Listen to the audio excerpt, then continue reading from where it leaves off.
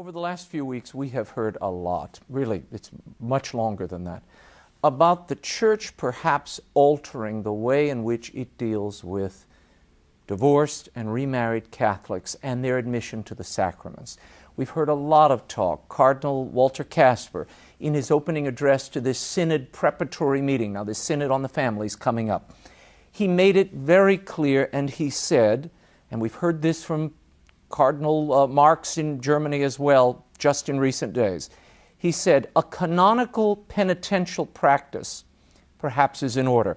A path between stricture and leniency, talking about those divorced and remarried Catholics. Is that possible, in your estimation, as a canonist? In my estimation as a canonist, I do not think it is possible, and I think it's creating a great deal of potential disillusionment to give people the idea that somehow we can uphold the truth about marriage.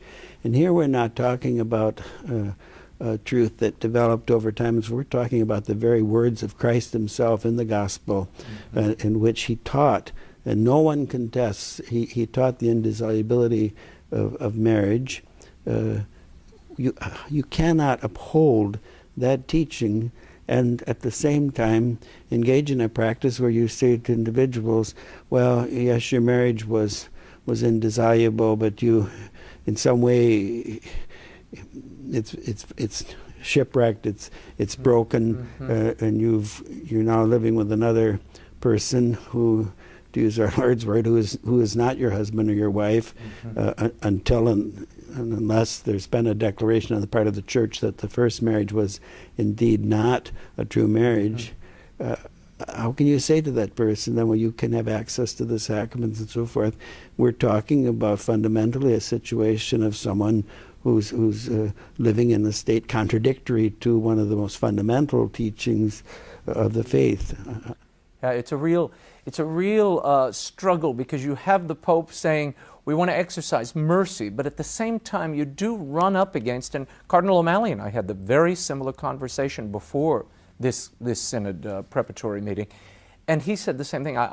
He said, I just don't see it. I think we're running up against the teachings of Christ. And the mercy is to understand the situation of those who are in a situation where they're divorced and remarried, to welcome them in the church to the degree that they're able to live that life in the church, try to help them to lead the best possible life they can. That's the mercy, but not tell them something that's not true, namely that you can enter another marriage.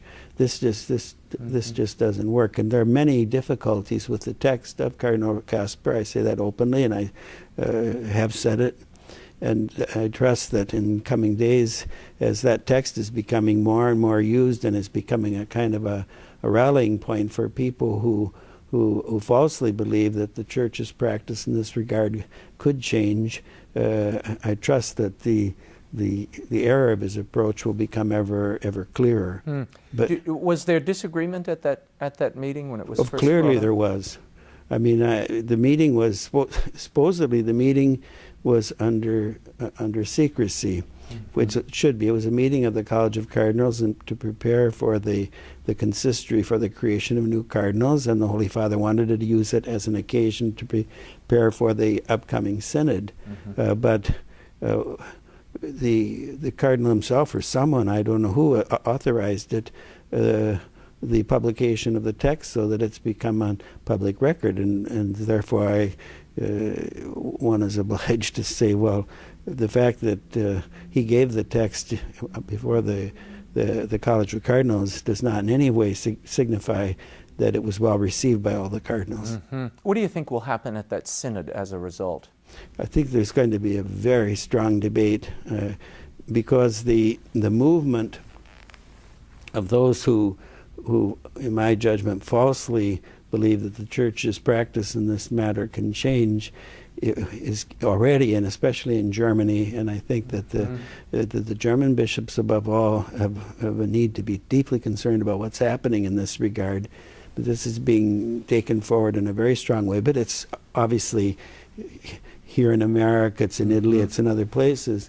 there will have to be a very strong effort made to present the Church's teaching and practice in all of its richness and its fidelity to the tradition, in order to combat a kind of a popular movement which is actually contrary to the faith. Does it have the feeling, I mean, as an observer and having covered politics for a while and the Church, yes, it almost has the feeling of a political campaign, if you will, for a given policy? No, absolutely. I have the same sense, in that there's this kind of approach that's being taken. It's very much of the world, and not has no place in the Church.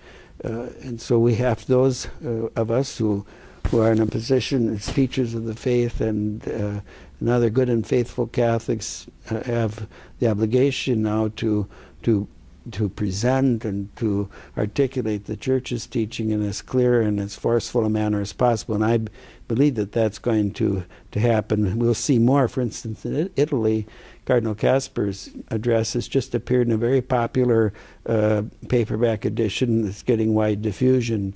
What needs to happen now is that the position of the Church, the truth about the matter, also be diffused in this way, so that people can read something solid and good. Mm-hmm. When you read his text, and because he is a noted theologian, one could have the impression, for instance, that this is a very authoritative work, but it's not. For instance, on this whole question of the what he calls the penitential way, or which is taken from the Orthodox, this is very problematic even for them, and the whole sense of it is very different from the idea of truly a second marriage, which even they recognize can't possibly be.